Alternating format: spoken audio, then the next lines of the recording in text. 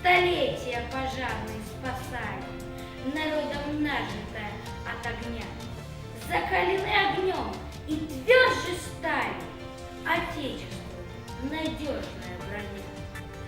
Рожденный в 90-м для России, года глухие и лихие, щитом надежным от любой стихии, спасателей российский корпус стал, слился с пожарными и словно пьедестал для будущего МЧС явился, за четверть века славой покрылся.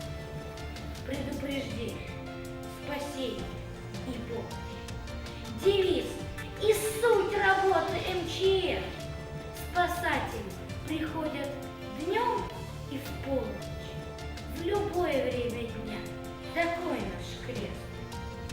Мы в небо поднимаем самолеты, мы водим вертолеты, катера и словом лечим, и врачей заботы. Идем на помощь в море и в горах. В любой из чрезвычайных ситуаций вы встретите людей из МЧС и белую трехбуквенную надпись на спинах наших «Мир читает весь». Очень отрадно и приятно, когда такие мальчишки есть у нас в республике. Поэтому, узнав о том, что вышел призеры, была для нас такая информация, которая, естественно, с нами каждый сотрудник главного управления воспринимал как личную победу.